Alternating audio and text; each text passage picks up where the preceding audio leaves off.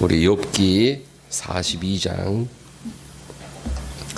욥기 42장 마지막 장이에요. 10절에서 17절.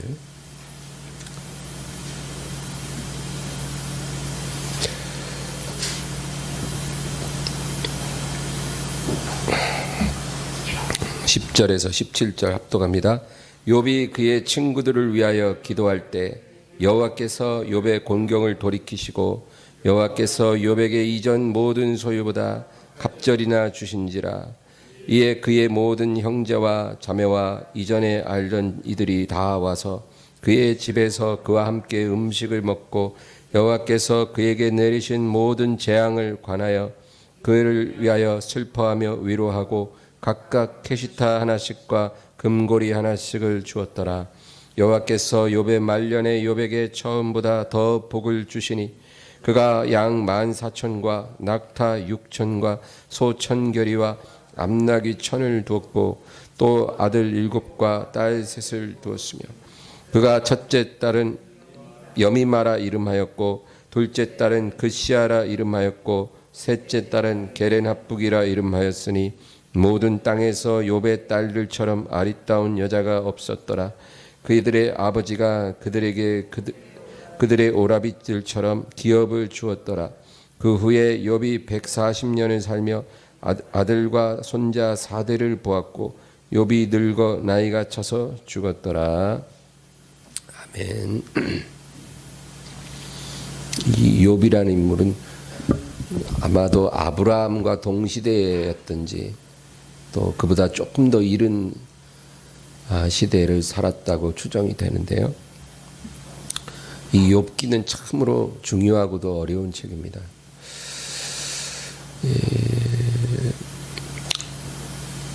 이 욥기는 해피엔딩 스토리입니다.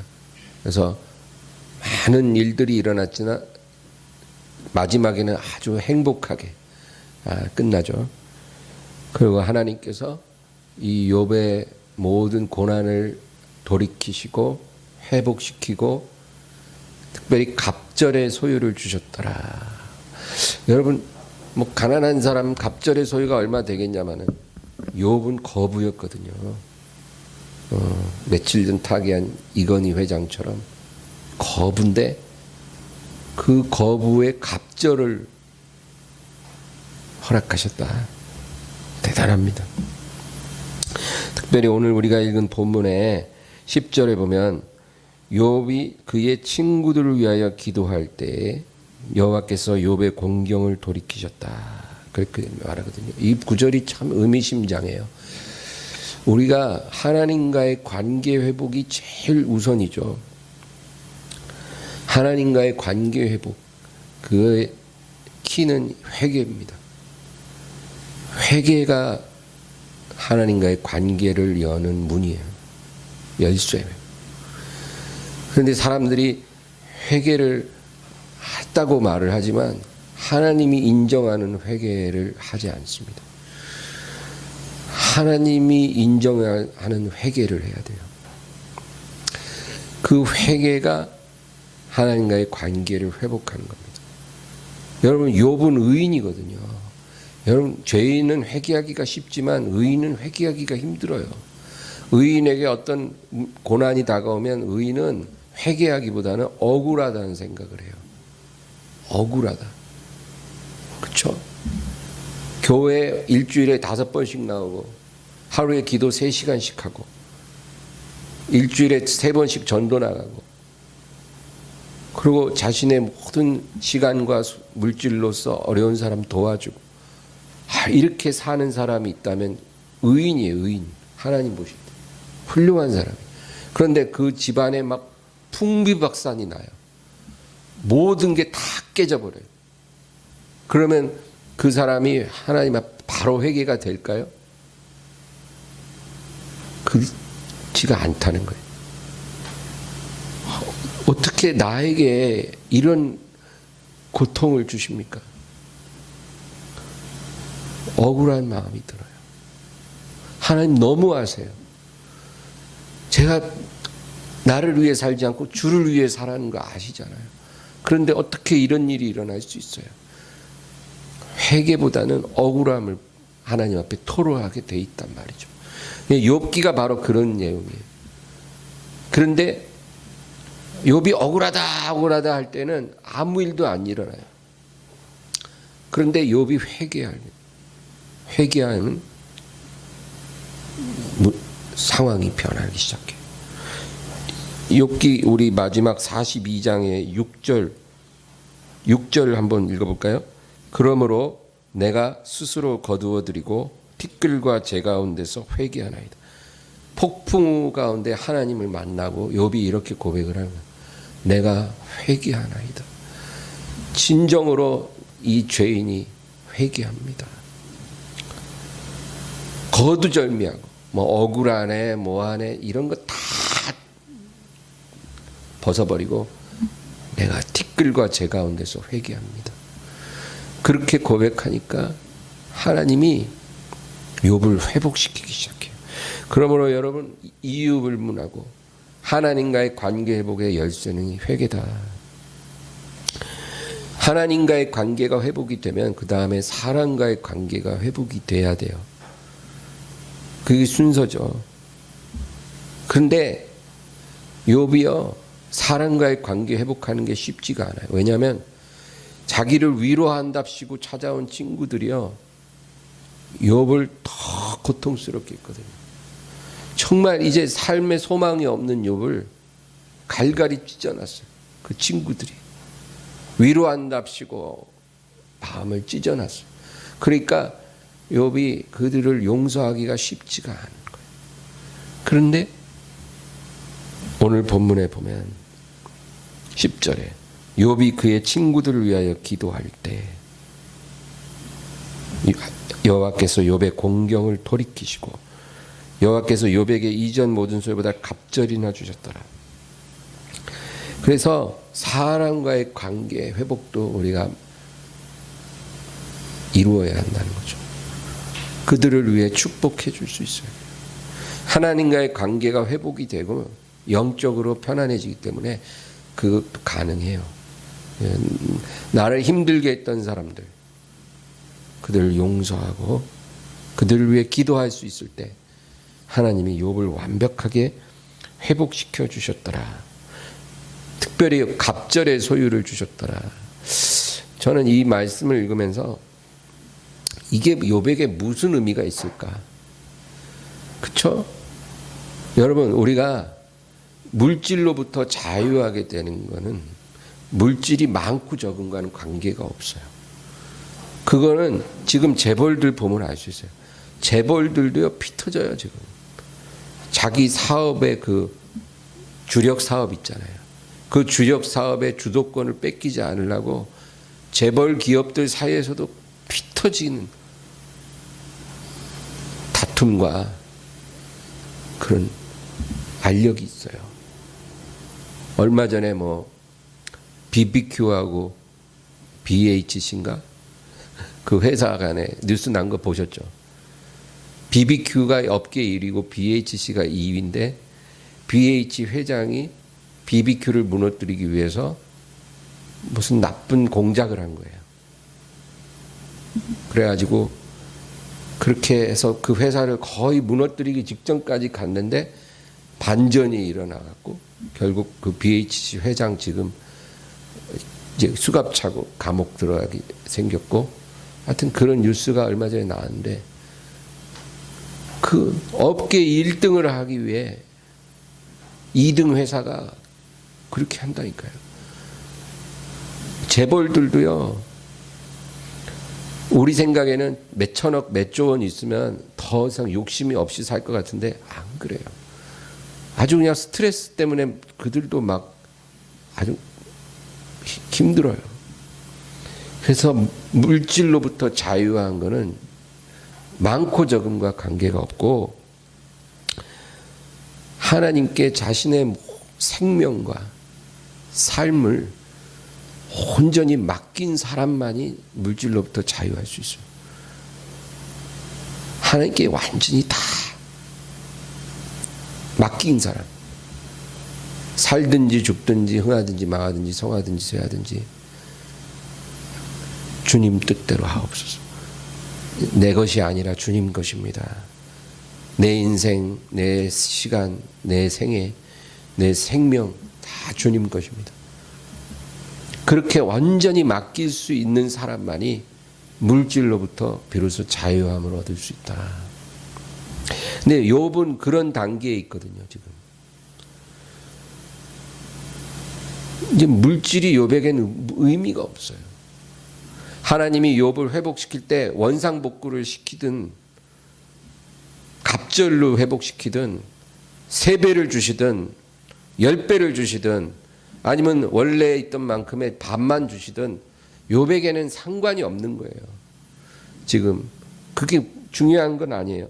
그런데 성경에 이와 같이 기록된 거는 하나님이 행하시는 일을 나타내기 위해서다. 하나님이 우리의 삶에 이와 같이 개입하시고 이렇게 갚아주신다, 그거를 보이려고 하는 거예요. 우리에게 이유 없는 고난을 주실 때는 하나님의 이유가 있는 것이고, 그리고 그 시간을 우리가 잘 견디면 하나님이 우리의 모든 잃었던 것을 회복시키는 것은 아무것도 아니라는 거죠. 그래서 이 거부였던 욥의 재산을 갑절로 주시는데 12절 보세요. 여호와께서 욥의 말년에 욥에게 처음보다 더 복을 주시니 그가 양 14,000과 낙타 6,000과 소 1,000결이, 결이는 2마리를 말하니까 2,000마리죠. 암낙이 1,000을 두었다. 이게 욥기 앞에 보면 욥의 소유가 나오는데 딱 2배예요. 여러분, 양이 14,000마리고 낙타가 6,000마리라. 소가 2,000, 이 당시에 딱 기준으로 보면 어마어마한 재산이에요. 하나님이 그거를 주셨다. 물론 그 당시 아브라함 시대니까 보통 200살 이상을 살던 시대죠. 200~300년을 살던 시대였기 때문에 물론 시간적인 여유도 있었지만 하나님이 그렇게 말년에 복을 주셨더라. 그리고 재미있는 구절이 11절이에요. 이에 그의 모든 형제와 자매와 이전에 알던 이들이 다 와서 그의 집에서 그와 함께 음식을 먹고 여호와께서 그에게 내리신 모든 재앙에 관하여 그를 위하여 슬퍼하며 위로하고 각각 캐시타 하나씩과 금고리 하나씩을 주었더라. 캐시타라는 것은 어떤 번역에 보면 은 한 조각이고 또 어떤 번역에는 금 한 조각이에요. 네. 근데 어쨌든 물질이라는 거죠. 근데 참 재밌어요. 욥을 다 떠났어요. 욥이 고난당하니까 다 떠났어요. 그러던 사람들이 이제 욥이 완벽하게 회복되고 나니까 다시 또 찾아와요. 그래서 그의 집에 와서 음식을 먹고 욥이 당한 재앙에 관하여 그를 위하여 슬퍼하고 위로. 이미 회복 다 됐는데 그때 와서 별 의미도 없는 위로를 주는 거예요. 그리고 금고리 하나씩 주고 그랬대요. 욥이 지금 재산이 얼만데 금고리를 주고 가요. 예? 지금 재벌급으로 재력이 있는 사람한테 와갖고 뽀찌 주고 갔다 이 말이에요. 그러니까 여러분 정말 필요할 때 있어야 줘야 될 땐 더 떠나고 필요 없을 때는 찾아오는 게 그게 사람이에요. 그게 세상이에요. 그 우리가 이 욥기 보면서 세상이 이렇구나. 그거 알아야 돼요. 정말 내가 너무너무 힘들 때는 아무도 안 남아요. 주님밖에 없어요. 그때는. 그런데 이제 주님이 나에게 복을 주시고 회복돼서 내가 편안해지면 연락도 안 되던 사람들이 연락이 와고 찾아오고 만나자 그러고 밥 먹자 그러고 그리고 선물도 준다니까요. 이게 세상이에요. 사람 의지하지 마세요. 사람 의지하면 허무해져요.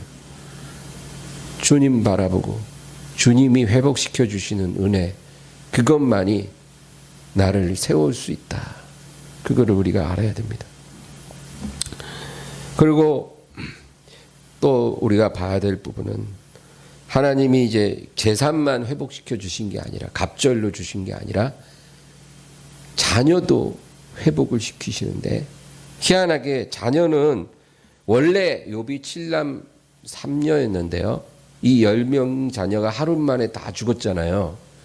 그런데 그럼 갑절로 하면 20명을 줘야 되는데 자녀는 갑절이 아니고 그 숫자대로 또 다시 주셨어요. 아마도 욥은 재혼을 했을 거고 그리고 자녀를 낳았는데 원래 있던 대로 7남 3녀를 하나님이 주셨더라. 그 왜 그럴까요? 재물은 갑절인데 자녀는 왜 똑같이 주셨을까요? 여러분 그 이유가 있어요. 여러분 재물은 그냥 사라지는 거잖아요. 우리가 사업이 파산해서 재물이 날아가면 그건 그냥 사라져 버린 거죠. 내가 다시 사업을 일어나서 재물을 다시 얻게 되면 그거는 되찾은 게 아니라 그냥 다시 번 거죠. 그러니까 하나님이 잃어진 재물에 갑절을 주셨는데 자녀는 그대로 회복시키셨어요. 왜냐하면 천국에 7남 3녀가 가 있거든요. 이미 천국 가면 거기서 잃은 7남 3녀 만날 거거든요. 천국에 있는 자녀나 이 땅에 있는 자녀나 똑같은 자녀이기 때문에 잃어버린 7남 3녀는 천국에 이미 기다리고 있고 이 땅에서 하나님이 또다시 7남 3녀를 주었으니까 갑절이 된 거예요. 영혼은 사라지는 것이 아니기 때문에 하나님이 한 번 주신 자녀는 사라지지 않거든요. 그 자녀가 이 땅에 있든 천국에 있든 간에. 그러니까 자녀 역시 갑절을 주신 거예요. 그래서 이 욥기는 하나님이 주시는 이해할 수 없는 고난을 잘 받아낸 사람은 모든 면에서 갑절로 하나님이 회복시켜 주신다. 아주 풍성하신 하나님이라는 거예요. 그 동안에 우리를 떠나간 사람, 위로 왔다가 정죄한 사람, 그리고 회복된 뒤에나 찾아와서 선물 주고 가는 사람들, 이런 모든 사람들은 무의미하다는 거예요. 이런 사람들은 우리에게 어떤 영향력도 줄 수 없는 사람들이라는 거죠. 하나님만이 주기도 하고 거두기도 하고 거둔 걸 다시 주시기도 하시고 열기도 하고 닫기도 하고 죽이기도 하고 살리기도 하시고 그런 권세를 갖고 계신 하나님이다. 우리가 그 하나님을 섬기고 산다는 것을 잊지 말아야 합니다. 이 세상의 사람들은 재테크 굉장히 관심이 많죠. 투자하는 거 관심이 많아요. 보통 뭐 부동산이나 주식이나 여러 가지 방법으로 재테크를 하잖아요. 직장 다니는 사람도 월급만 모아서 사는 게 아니라 모아둔 걸 가지고 투자를 하고, 그렇죠? 사업하는 사람도 그렇고 그냥 다 그렇게 살더라고요. 그거 안 하고 사는 사람 거의 없더라고요. 저는 한 번도 안 해봤어요. 이제까지 관심이 없었어요. 무능한 것일 수도 있죠. 근데 어떻게 해요? 관심이 없는 거. 어쨌든 저는 그런 경험이 한 번도 없지만 제 주변에 보면 목사들도 그렇고 뭐 믿는 사람들 다 재테크 많이 하더라고요. 근데 여러분, 이 세상에서 우리가 하는 투자가 실패할 때, 그때 어떤 사람은 진짜 실패만 하더라고요. 주식 투자하면 주식이 폭락하고 집을 사면 집이 떨어지고 하여튼 뭘 좀 해보려고 하는데 손해만 보는 거예요. 하나님이 우리에게 그런 이 세상 투자에서 손해보게 하실 때는요, 그건 뭐에 그러냐면 주님이 우리에게 가르쳐 주시는 투자를 배우라, 그 말이에요. 이 세상 투자에 마음 두지 마라. 그건 주님이 원하시는 투자를 해라. 그게 뭘까요?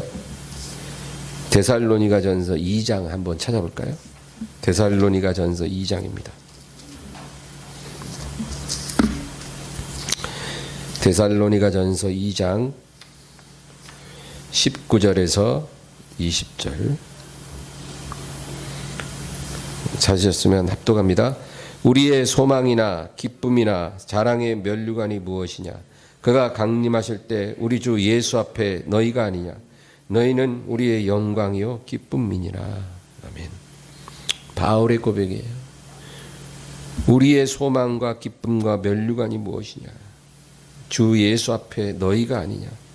너희가 우리의 영광이고 기쁨이고 소망이고 면류관이니라. 이 바울의 고백은요, 정말로 의미심장해요. 바울은 이 세상에서 많은 것을 가졌던 사람이거든요. 그가 그 모든 것을 다 버리고 배설물처럼 여기고 오직 그리스도 앞에서 앞에 있는 표대를 향해 달려가는데, 그가 주님 앞에서 가진 소망이 뭐냐면 영혼이에요. 영혼. 그가 주님 앞에 서게 될 때 주님 앞에 보여드릴 수 있는 게 바로 그가 구원한 영혼들, 그가 양육한 영혼들, 그 영혼이 나의 자랑이고 면류관이고 소망이다. 그 고백을 하는 거예요. 근데 이게 이 사도만의 고백이 아니라 모든 신자의 고백이에요. 하나님이 우리에게 투자하라고 하시는 방향이 이거예요. 주식 투자하고 부동산 투자하는 게 아니고 영혼에 투자하라는 거예요. 영혼에. 주님 앞에 설 때까지 영혼에 투자해서 이윤을 남겨라. 왜냐하면 이 세상 투자는 다 먼지처럼 사라지는 거예요. 어떤 주식을 사서 막 올라서 돈 벌어도요, 다 허망한 거예요. 그 돈은 어디다 쓰려고? 그 돈 가지고 하나님 선교하려고?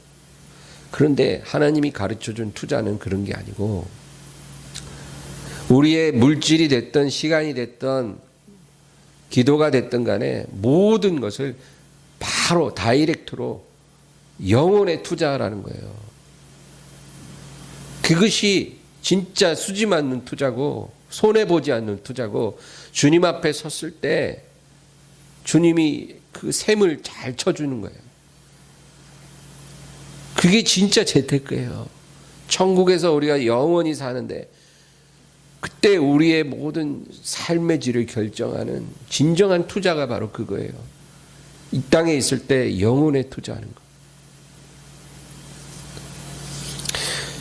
영혼을 위해 한 일들만 기억되고 남는다. 그게 성경이 우리에게 말하는 진리예요. 내가 진실로 너에게 말하노니 너희가 이 작은 어린 아이에게 냉수 한 잔이라도 주면 결단코 너희가 그 상을 잃지 아니하리라. 영혼을 위해 투자한다는 게 꼭 뭐 복음 전도하는 것만이 아니라 사랑을 베푸는 것, 모든 것이 다 포함됩니다. 냉수 한 잔이라도 사랑으로 대접하면 그게 다 투자라니까요. 하늘에 기억되는 투자라니까요.